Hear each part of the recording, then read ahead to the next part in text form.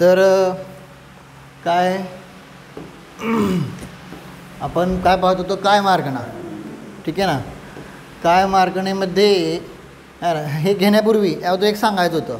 परवाच्याला आपण जे घटवलं होतं ना गुणस्थानामध्ये गमनागमन आहे ना, त्यामध्ये बोलताना काय झालं, आपण आगमन घडत होतो ना, आगमन. त्या आगमनामध्ये काय सांगितलं होतं की 10व्या गुणस्थानामध्ये कुठून येऊ शकतो, तर 9व्यातनं 10व्या देऊ शकतो किंवा 11व्यातनं 10व्या दे. ते बोलताना चुकून काय बोललो मी की 12व्यातनं पण 11व्या 10व्या देऊ शकतो असं म्हणलं होतं. हां, तर ते तसंच ग्रहण करू नका. 12व्यातनं येत नाही खाली काय, ते चुकून बोलता बोलता काय असं बोललं गेलं होतं की 12व्यातनं है ना 10व्यात. त्याचं आगमन तसं होत नाही, कळलं का नाही. तर ते लक्षात ठेवा. कारण मला काल ह्यांचा पंडित नंदकिशोरजी आहेत ना, त्यांनी प्रवचन केलं होतं बघा इथं काटोलचे. त्यांनी ते सांगितलं होतं की हे झालेलं आहे. सो लक्षात ठेवा, कळलं का. तर तेवढं फक्त हे करा, लक्षात आलं. सो 12व्यातनं 10व्यात येत नाही. ठीक आहे. चला आता काय मार्गणा. काय मार्गणेचं आपण काल पाहिलं होतं. काय पाहिलं होतं, 6 भेद कुठले कुठले, पृथ्वी, जल, अग्नी, वायू, वनस्पती आणि त्रस्कार. बरोबर. त्यापैकी स्थावर जीवांचे सांगितले होते काय, हां पृथ्वी म्हणजे सामान्य पृथ्वी, पृथ्वी जीव, हां पृथ्वी कायिक शरीर सहित जीव, आणि पृथ्वी काय शरीर नाही काय जीव सोडून शरीर, हां प्राण सोडलेलं शरीर, नुसतं शरीर. ठीक आहे ना. मग ते पृथ्वी का एक जीव द्वारा छोडा गया शरीर. हां, तर मग अशा प्रकारे काय सांगितलेलं आहे, हे पृथ्वीबद्दल बघितलं. बाकीचं पण असंच लावायचं सगळीकडं, आहे ना. आहे ना. आता लक्षात येईल ना सगळं काय आहे ना. म्हणजे जेव्हा हिंसेचं प्रकरण येतं तेव्हा काय सांगितलं, जास्त करून सगळी चर्चा कशाची येते, पृथ्वी कायिकची. ठीक आहे. पुढं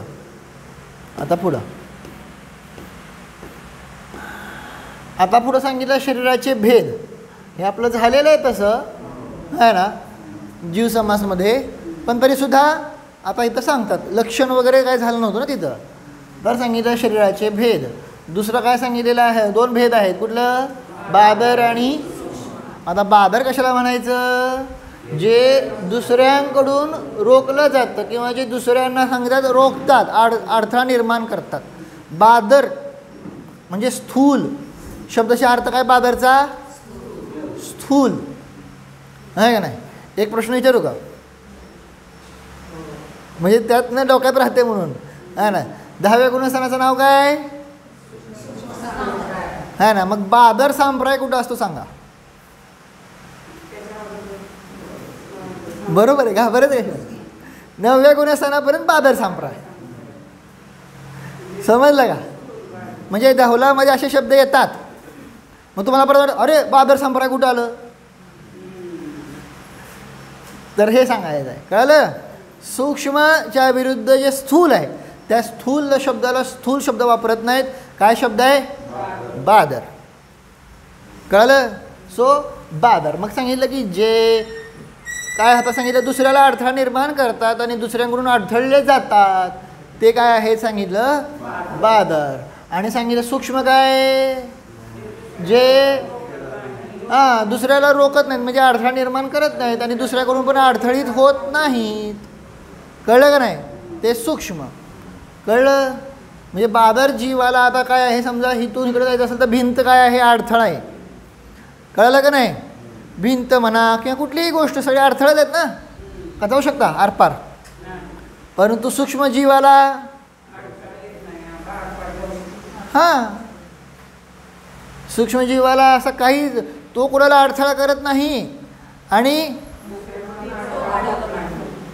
बस तो सूक्ष्म. कळलं का नाही. त्यामुळं तो आरपार जाऊ शकतो थोडक्यात. पुढं आता सांगितलं हा ना, आधार की अपेक्षा होती है. बादर जीवाला कुठला कुठला आधार पाहिजे, बिना आधाराचा आहे का, काय म्हणलं, कळलं का नाही. कुठलाही बादर जीव असो त्यांना आधाराची अपेक्षा आहे. सूक्ष्मजीवांना बिना आधार सब जगह काय आहे, अनंतानंत भरे है. कळलं का? सगळीकडे सूक्ष्मजीव खचाखच भरले. आता ते पुढं बघणार आपण, सूक्ष्म कोण बादर कोण. ठीक आहे. त्यानंतर बादर नामकर्माचा काय असतो इथं, उदय. आणि इथं काय सांगितलं, सूक्ष्म नामकर्माचा उदय. नुसतं समजून नाही घ्यायचं. हे जर तुम्हाला सांगितलं दोघांमध्ये डिफरन्स सांगा, कळलं का नाही, तर हे सगळे पॉईंट आले पाहिजे डोक्यापुढं. समजलं. पुढं घनांगुल के असंख्यात भाग से प्रारंभ कर संख्यात घनांगुल म्हणजे महामत्स्य के अवगाहना तक शरीर का प्रमाण होता है. बादर जीवांचं काय सांगितलं, शरीराची अवगाहना. अवगाहना म्हणजे काय, शरीराची लांबी, रुंदी आणि उंची. हे तर कळतंय ना, शाळेत शिकलाय ना, लांबी, रुंदी, उंची. हां, मी काय मला ते सांगायचं म्हणून विचारतोय. तर मग हे काय म्हणतात, ही जी शरीराची लांबी, रुंदी, उंची आहे ती काय झाली, अवगाहना. बरोबर. हां, आपण हे पाहिलेलं आहे की सगळ्यात मोठी शरीराची अवगाहना कुणाची आहे, पंचेंद्रियामध्ये. आपण बघितलं का नाही, इंद्रिय मार्गणेमध्ये आठवत आहे का नाही, सगळ्यात मोठं कोण आहे, महामत्स्य. आहे का नाही. मग त्याची किती सांगितली होती, बरोबर. हां, बरोबर. तो शब्द मला हा होता, घन शब्द महत्त्वाचा होता. म्हणलं काय चुकतं बघायचं आहे ना. घन शब्द महत्त्व समजतं ना, आहे ना. 12.5 करोड घन योजन. 12.5 करोड कसं आलं है ना, 1000 गुणिले 500 गुणिले 250, लांबी गुणिले रुंदी गुणिले उंची, है ना. उंची म्हणा किंवा खोली म्हणा, जाडी. आता इथं उंची नाही तर जाडी, ते समजून घ्यायचं असतं. कधी जाडी असते, खोली असते, कधी उंची असते. ठीक आहे ना. तर अशा प्रकारे ते सांगितलं. महामत्स्याचं आपण इंद्रिय मार्गणेत बघितलं होतं का नाही, आठवत आहे ना. सगळ्यात मोठा मासा आहे ना पंचेंद्रियामध्ये. मग ती हायेस्ट सांगितली. मग ती किती सांगितली, संख्यात घनांगुल झाली. ती जे 12.5 करोड घन योजना आहे का नाही, त्याला जर आपल्या ह्यात सांगायचं म्हणलं तर काय सांगितलं, अर्थसंदृष्टीच्या अपेक्षेने ते किती आहे, संख्यात घनांगुल आहे. आता घनांगुल काय झालं आहे, तसं तुम्हाला सांगितलेलं आहे, पण तरी सांगतो एकदा. झालं आपलं. घन म्हणजे काय, क्यूब. आणि अंगुल सांगितलं तुम्हाला, सूच्यंगुल, प्रत्रांगुल आणि सगळं all over is equal to घनांगुल. आठवत आहे का नाही. हां, मग पर्यंत सांगतोय ते, समजलं. अंगुल, अंकुल, अंगठा समजतं का नाही. मग आता सांगितलं की एका अंगठ्यामध्ये काय सांगितलं, सूच्यंगुलमध्ये ह्या लाईनपासून ह्या लाईनपर्यंत जे सरळ जेवढे आकाशाचे प्रदेश आहेत त्याला काय म्हणलं होतं, सूच्यंगुल. त्या संख्येला मग ते किती प्रदेश आहेत, सगळे प्रदेश असंख्यातच आहेत. कळालं का नाही. पण त्या विशिष्ट असंख्यात संख्येला काय म्हणलं, सूच्यंगुल. सूच्यंगुलचा जो वर्ग होतोय, स्क्वेअर होतोय, आहे का नाही, त्याला काय म्हणलं, प्रत्रांगुल. लांबी गुणिले रुंदी, कळते ना, आहे ना. हे शिकवलं आहे तुम्हाला, पण मी परत सांगतोय, कोणी नसतील करतील तर, आहे ना. आणि सूच्यंगुलाचं काय होतोय, घन,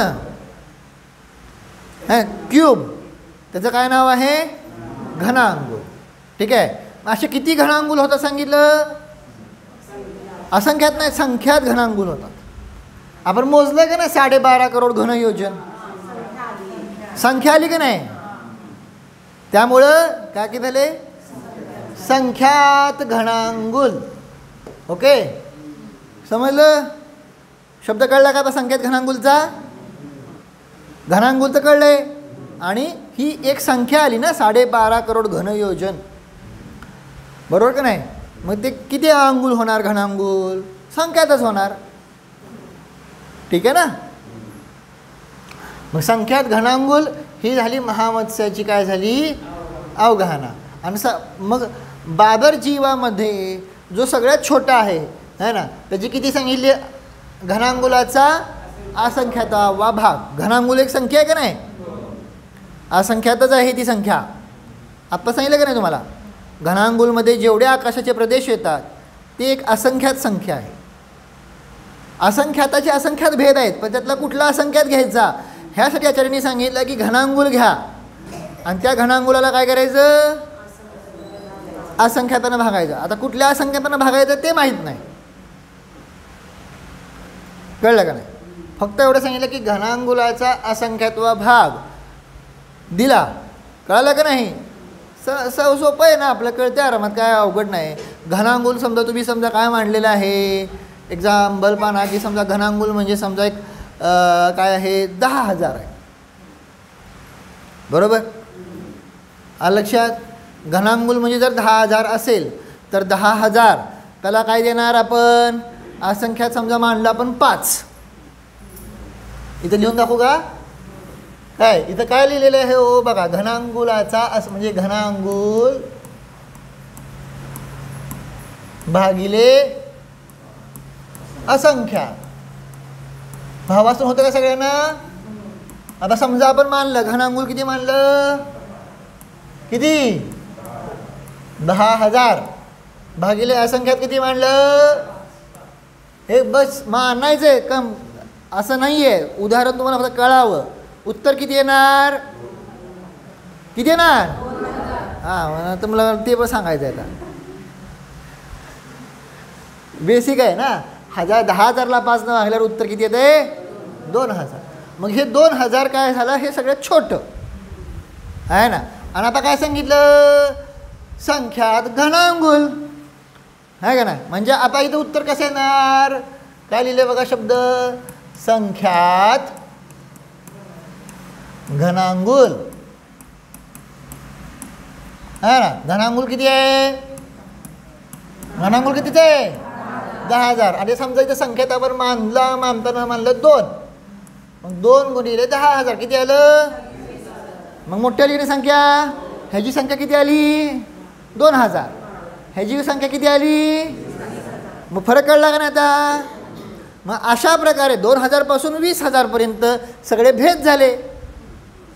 तसं हे उदाहरण झालं बरं का. आता तसं लावचं तसं काय सांगितलं? घनांगुलाच्या असंख्यातव्या भागापासून काय सांगितलं? संख्यात घनांगुलापर्यंतचे सगळे भेद आले. बादर. आणि नाही कळलं तरी सोडून द्या, टेन्शन घेऊ नका. हळूहळू ते नंतर कळेल. सोपं आहे तसं प्रकरण. आणि आता सूक्ष्मजीवांचं काय सांगितलं? शरीर का प्रमाण घनांगुल के असंख्यात्व भाग होता है. सूक्ष्मजीवांचा जो आहे शरीराचं प्रमाण किती असं सांगितलं? घनांगुलाचा असंख्यात्व भाग असतो. ठीक आहे ना. हे सगळ्यात छोटं असतं, कमी. कळालं का? आणि कदाचित हे शब्द थोडे परिचित नसतील तरी हळूहळू पुढं जाऊन कळेल. आता हे तर कळालं बादर सूक्ष्म कशाला म्हणायचं ते? जेवढं कळालं तेवढं करून पुढं जाऊ. आता पुढं वनस्पतीचे भेद आहे ना.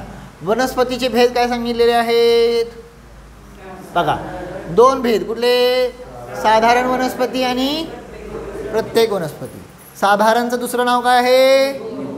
निगोद. कळालं का? आपण नुसतं निगोद म्हणतो का नाही? मग ते निगोद आहे ना. साधारण वनस्पती म्हणजे निगोदी जीव. कळालं का? आहे ना. निगोदी जीव म्हणल्यानंतर कुठले जीव आले? वनस्पती काय जीव आले. काय म्हणलो? कळलं का?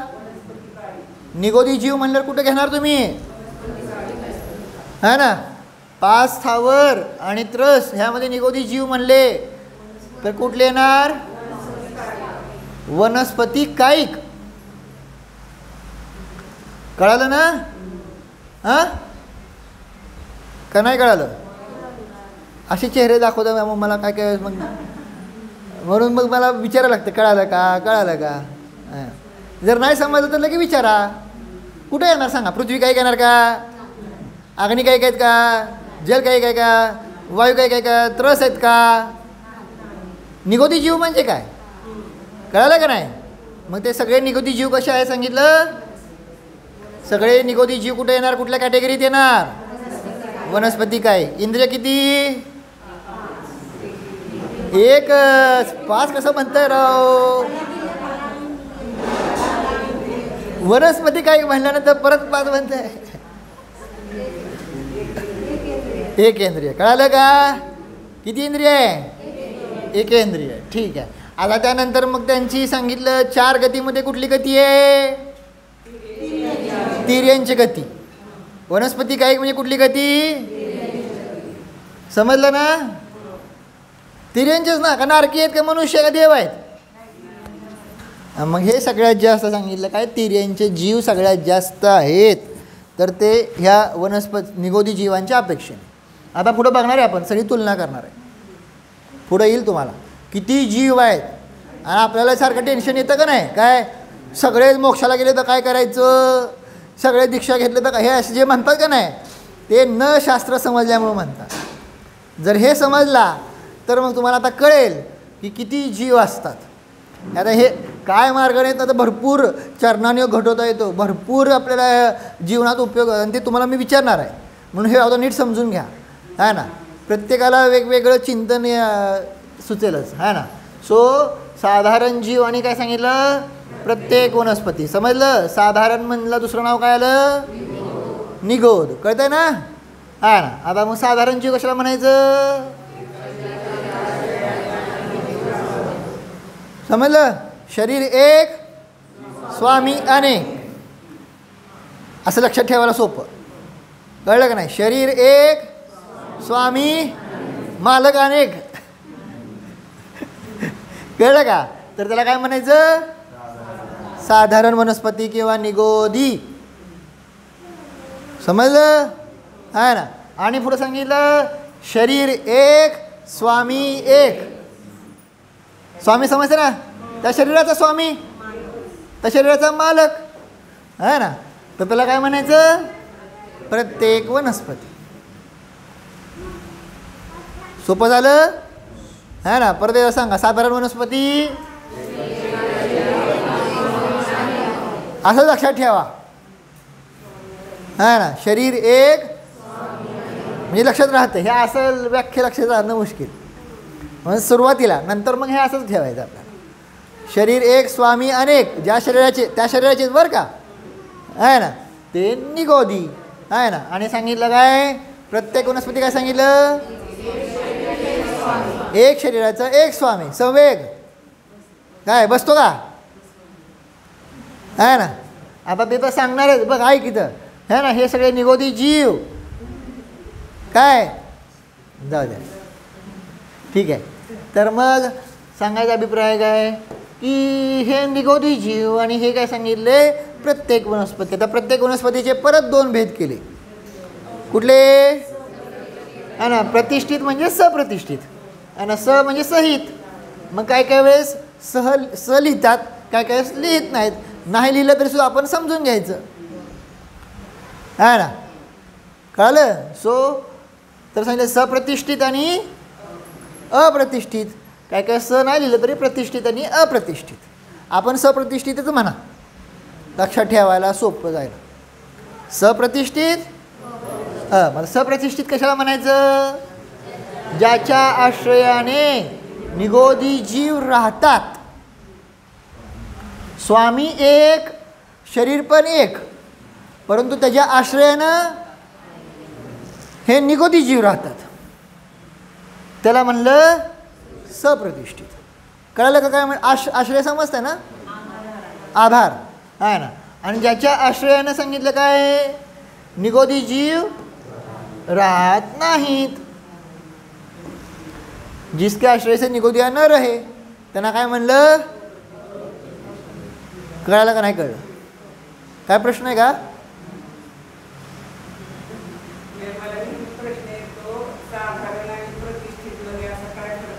अहो फरक किती फरक आहे का नाही? इथं जीव बघा, साधारणमध्ये काय आहे? एका शरीराचे अनेक स्वामी, आणि हा प्रत्येक असल्यामुळं एका शरीराचे एक स्वामी, परंतु त्याच्या आश्रयानं राहणारे निगोदी जीव आहेत. निगोदी शरीर आणि त्या शरीराच्या आश्रयानं राहणारे अनंत जीव.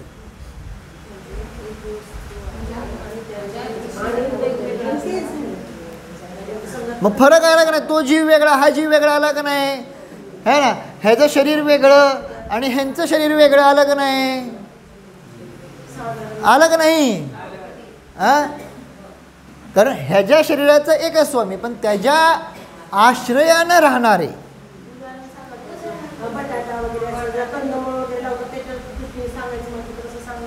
हां, मग आता ते नाही, ते साधारणमध्ये येते ती आहे ना. हे प्रतिष्ठित म्हणजे आता खाली घटवलं आहे, उदाहरण वगैरे सगळे खाली आहेत, येणार आहेत आहे ना. पण ते आता त्याच्यात हे समजून घ्यायला लागेल, मग पुढं ते खाली येईल सगळं. सप्रतिष्ठित कुठल्याने अप्रतिष्ठित. आपण जसं उदाहरण सांगतो का नाही, काय आहे, काय समजा सप्रतिष्ठित काय सांगतो, कोवळी काकडी. कोवळी काकडी माहिती आहे का नाही, आहे ना. मग आता जी कोवळी काकडी जी आहे ती समजा आपण तोडली, आहे ना. कोवळी बरं का, कोवळी म्हणतोय, पक्व नाही, पूर्ण पक्वी झाली ती नाही. कोवळी काकडी समजा आपण तोडली तर त्याचे काय होतात, समान तुकडे होतात. समान तुकडे म्हणजे काय, त्यांचं जे हे झाले का नाही भेद, ते काय होतात, समान होतात ॲप्रॉक्सिमेटली. अगदी तुम्ही अगदी पट्टी घेऊन बसू नका, लय हुशार असतेच काय काय आहे ना.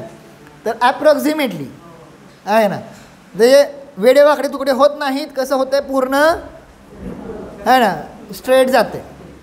ठीक आहे. समान म्हणजे काय, त्याला तुम्ही काय म्हणसाल, काकडी जरी घेतली आणि मधनं तोडली तर समानच तुकडे झाले, ते समान नाही चालले. एक पक्व काकडी समजा घेतली आपण आणि जर मधनं तोडली तरी निम्मेच तुकडे झाले का नाही, ते समान नाही. त्यांना तोडल्यानंतर जी हे झालं का नाही, ब्रेक झाला का नाही काकडीचा, तर ते सरळ तुटलं गेलं आहे ना, का वेडवाकडं गेलं आहे. कळतं का नाही वेडवाकडं. आता तुम्ही कागद फाडता तेव्हा सरळ फाडला आणि तो कागद वेडावाकडा, समजतं का नाही, ते तुकडे लावायचे. नाही तर काय काय लय डोकं चालतात मग. हां ते पुढं सांगतोय, खाण्यास योग्य नाही, बरोबर आहे. जे सप्रतिष्ठित आहे ते खाण्यास योग्य नसते, आहे ना. तर आता काय चाललं आहे आपला विषय, की अशा त्यामुळे जी गोष्ट आहे त्याचे काय झाले सांगितलं, समान हे झाले. समान म्हणजे काय, ते जे हे गेलं ना, भेदलं गेलेलं आहे, त्याचा आकार ॲप्रॉक्सिमेटली समान आलेला आहे. वेडावाकडा गेला असेल तर ते अप्रतिष्ठित. वेडावाकडा समजतंय ना. नाही तर खूप जण असे डोकं चालणार की कोवळी काकडी घेणार आणि काय कडेचं फक्त तोडणार आणि बघा समान नाही झालं. असंच तो समानचा अर्थ तो नाही लावायचा. समान म्हणजे काय, ब्रेक झाल्यानंतर तो जो आकार आहे तो सरळ तुटला गेला आहे का वेडावाकडा तुटला गेला आहे. समजलं का नाही. आता तुम्हाला कागदाचं उदाहरण दिलं, कापडाचं उदाहरण दिलं होतं. कापडसुद्धा आहे ना, आता समजा असं सरळ कापलं जातं आहे आणि काय काय वेळेस वेडवाकडं जातं आहे का नाही, कळतं का नाही. हां, तसं ते तुटल्यानंतर जो आकार तो लावा तो झाला सप्रतिष्ठित आणि अप्रतिष्ठित. कळालं का फरक आहे ना दोघांमध्ये. दोघांमध्ये फरक आहे का नाही. सप्रतिष्ठित जे आहे त्यांचं काय सांगितलं की आता त्या जी सप्रतिष्ठित आहे ती काकडी एकच आहे, त्यामुळे ती प्रत्येक वनस्पतीच आहे. कोवळी काकडी घेतली तोडली आहे ना, ती सप्रतिष्ठित आहे, पण ती काकडी एकच आहे का नाही, त्यामुळे ती काय झाली, प्रत्येक वनस्पतीच झाली. परंतु त्याच्या आश्रयाने राहणारे निगोदी जीव आहेत, आहे ना, म्हणून ती काय झाली नाही, ती सप्रतिष्ठित आहे म्हणून ती सप्रतिष्ठित. त्यामुळं ह्या दोघांमध्ये फरक राहिला. त्याच्या आश्रयाने राहणारे एक घर एका घरामध्ये राहणारा एक व्यक्ती, कळलं का नाही, आणि एक घर आणि त्या घराच्या आश्रयाने राहणारे अनेक घरं आणि त्या घरात राहणारे जीव वेगळे. काय म्हणलं, कळलं का नाही. घर एक सप्रतिष्ठित, परंतु त्या घराच्या आश्रयानं अनेक घरं.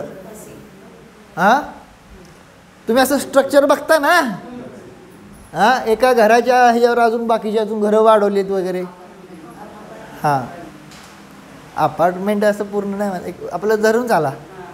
हां, नंतर यामध्ये टाकून घ्या एक घर त्याच्या आश्रयाने राहिलेली अनेक घर. नाही, ह्यांचं शरीर एकच आहे, परंतु ह्याचं शरीर वेगळं आहे ना. काकडी समजते का नाही? काकडीचं शरीर वेगळं आहे आणि त्याचा जीव वेगळा, आणि त्याच्या आश्रयाने राहणारे अनेक शरीरं आहे ना, आणि ती जी आहेत ती निगोदी शरीर आहेत, आणि त्या प्रत्येक शरीरामध्ये राहणारे अनंत जीव. समजलं ना? येणार आहे अजून पुढं सगळं येणार आहे. पुलवी आवाज खंड वगैरे ते सगळं येणार आहे. जरा थोडासा धीर धरा. ठीक आहे? कळालं का इथंपर्यंत? काय काय झालं सांगा बरं आता. वनस्पतीचे 2 भेद कुठले? साधारणतः दुसरं नाव काय? प्रत्येकचे 2 भेद. सप्रतिष्ठित म्हणजे काय? हां, निगोदी म्हणजे साधारण जीव, समजलं का नाही, ज्याच्या आश्रयाने राहतात. आणि अप्रतिष्ठित ज्याच्या आश्रयाने निगोदी जीव. नवीन प्रकरण आहे, सोपं आहे, अवघड नाही. आत्ता सांगतो, कळालं का नाही? मग तुम्हाला ह्यातून समजेल काय हिंसा, काय अहिंसा, का साधूसारखं सांगतात आपल्याला, किंवा हे खाऊ नका, सोडून टाका, हे सगळं ह्याच्यामध्ये लपलेलं आहे. किती जीव मरतात, किती हिंसा, हे सगळं काय मार्गाने समजल्यावर कळेल तुम्हाला. सगळी काय मार्गाने समजून घ्या. ठीक आहे ना? अशा प्रकारे हा वेगळा विषय. आणि ह्याच्यावर एक विषय बघितला होता, कुठला तो? बादर आणि. आता ते आपण गुणाकार करणार आहे. आपलं झालं आहे हे प्रकरण, असं समजू नका झालं नाही आहे. कुठं झालं हे प्रकरण? मार्ग ना. हे बादर, सूक्ष्म, हे निगोदी सगळं झालेलं आहे. कुठं झालं आहे? जीव समास. काय करावं?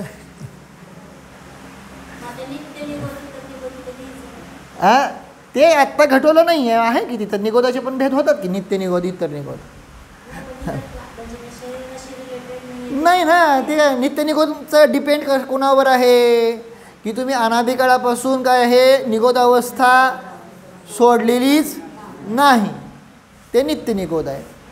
आहे ना. आणि जे निगोद अवस्था सोडून त्रस बीस होऊन परत निगोदात आलेले आहेत ते इतर निगोद. ह्याच्यापेक्षा तर आहे ना, बाकी तर काय नाही ना त्याचं.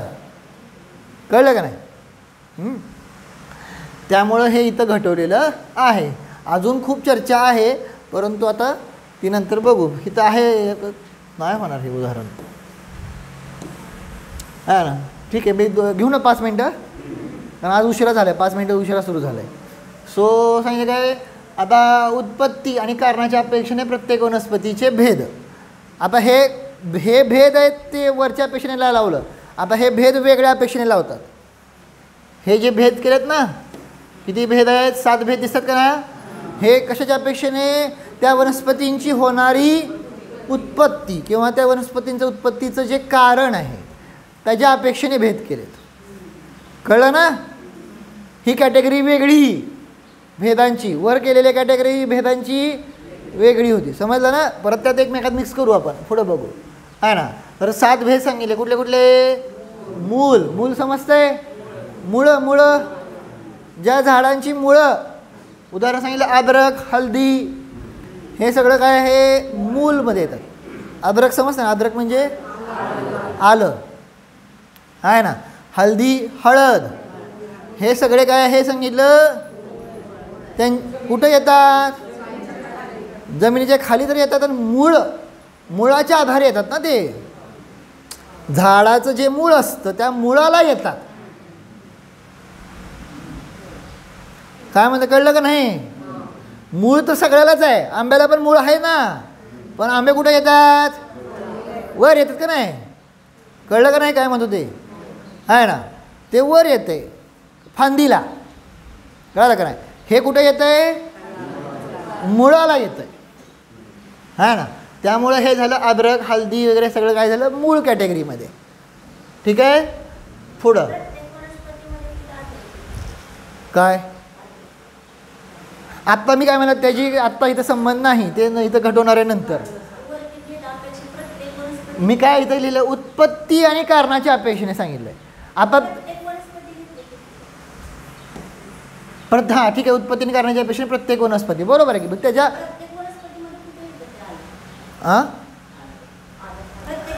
तो एक जीव आहे ना. प्रत्येक तो एक झाड एक आहे ना, एक मूळ, एक जीव आहे का नाही? त्याच्या आश्रयाने येणारे ते वेगळे, काय नाही. पण तो जो येणारा झाड आहे ते एकच आहे का नाही, का ते साधारण वनस्पती आहे? झाड समजतं ना, झाड म्हणजे वनस्पती जे ना ते तर एकच आहे का नाही? हां. आता त्यात म्हणून ते पुढं घडवणार आहे. सप्रतिष्ठित आणि अनप्रतिष्ठित 2 प्रकारचे आहेत म्हणून घडवले तिथं बघा. घडवलं आहे का नाही? आहे ना. म्हणून मी तुम्हाला म्हणलं होतं की ते पुढंचं थांबा. आत्ता फक्त काय आहे, ती झाड जे आहे ते हां एक, त्यामुळे प्रत्येक वनस्पती. ठीक आहे. अग्र, आता जे काय सांगितलं, जे अग्रभागाला येतात, जसं उदाहरण काय, गुलाब कुठे येते? अग्रभाग समजते ना, शेंड्याला, टोकाला जे येतात ते कुठल्या वनस्पती सांगितल्या? अग्र समजते ना. हां. पुढं पर्व म्हणजे काय सांगितलं? है ना, कांडक समज. पर्व म्हणजे कांड, है ना. ऊसाचं कांडक असतंय, बांबूचं कांडक असतंय. ईख म्हणजे ऊस बरं का. ईख म्हणजे काय यांना माहीत नसं सांगतो. आणि बेत म्हणजे काय? बांबू. समजते? बांबू समजते ना. बांबूची लावता का नाही तुम्ही? काय कार्यक्रमाच्या वेळेस वगैरे काय काय लावतं की ते, है ना. ते बांबूचं झाड असतं ना, ते त्याचीच लाकडं आहेत असं ना. मग ते कसे असतात? कांडक असतात ना त्यांचे. ऊसाचं कांड कळतं का ना सगळ्यांना. मग हे सगळे कसे आहेत वनस्पती? पर्व समजते ना. पर्व म्हणजे काय? कांडक भाग. लक्षात येते का? हिथं पर्वाचा अर्थ वेगळा आहे ना. दशलक्षण पर्व ते पर्व वेगळं आहे ना. तिथं ते काय झाला? उत्सव ह्या अर्थानं असतो. ठीक आहे. चला पुढं. कंद म्हणजे सांगितलं काय की आता जे सांगितलं काय, हां पिंड आहे, कंद रूपाने येतात. सांगितलं काय आहे, जसं इथं पिंडालू म्हणून नाव दिलं आहे ना, म्हणजे हे सगळे तुमचे काय आले इथं कंदमध्ये? कोण? हां जमीन कंदच की. बटाटा आहे, कांदा आहे, लसूण आहे, समजतं का नाही? हा रताळ, ते सगळं आता तुम्ही लावून घ्यायचं पण आहे ना. मग हे सगळे काय आले? कंदमध्ये. कळलं का? म्हणून आपण म्हणतो कंदमूळ खाऊ नका, कंदमूळ खाऊ नका म्हणतो का नाही. मग हे कंद आणि हे मूळ, हां असं 2 आलं. कळलं का? कंदमुळं खायचं नाहीत, कंदमुळं खायचं समजलं ना. सो हे कंद आणि हे मूळ, ह्याचा त्याग आलं लक्षात. आता पुढं जाऊ. स्कंद. हां आता स्कंद म्हणजे काय सांगितलं? जे फांदीवर येतात, झाडाच्या फांदीवर येतात. ते जसं सांगितलं पलाश, ढाक वगैरे आहे ना. आता मग फांदीवर कुठे येतात? फांदीवर पण येतात ना. असं फांदीवरच नवीन उगवून येतात ते प्रत्येक वनस्पती असतात. ते फांदीवाली वेगळं आणि ते फांदीवर उगवून येणारे वेगळे. कळलं का नाही? असतील. आता मंदिरात जाणार का नाही तुम्ही, आहे ना, तिथे चप्पल सोडता का नाही? तिथल्या झाडांचं निरीक्षण करा. मला माहीत होतं म्हणून मी अजून उडकून ठेवलं झाडं, आहे ना. त्याच्या खोडाच्या खालच्या साईडला आलेले आहेत, फांदीवर आलेले आहेत, आहे ना. नवीनच उगून आले, त्या झाडाचा त्याचा संबंध नाही द्यायची, आहे ना. तर ते झालं स्कंद. पुढं काय सांगितलं? समूर्छन. हे तर तुम्हाला माहिती आहे काय होतात सांगितलं. घास उदाहरण दिलं आहे का नाही. गवत कुणीसुद्धा पेरलं नाही, ॲटोमॅटिक उगवलं का नाही. मग ते कशामुळं ऑटोमॅटिक उगवलं? ॲटमॉस्फिअर, वातावरणात होणार. हे सगळे कुठले जी असतात झाडं सांगितलं, वातावरणात उत्पन्न होणारी सगळी समूर्छन. आणि सांगितलं शेवटचं कुठलं? बीज, आहे ना. बीज म्हणजे ज्यांचं बी पेरलं जातं. जसं काय सांगितलं? गेहूं, डाळ, सगळे धान्य समजलं. बी पेरून उगवलं जातं. हे असे 7 भेद झाले का? कळाले 7 भेद. बाकी चर्चा उद्या. ह्याच्यात अजून घटवायचं सगळं, आहे ना. ती सगळी चर्चा उद्या. ओम.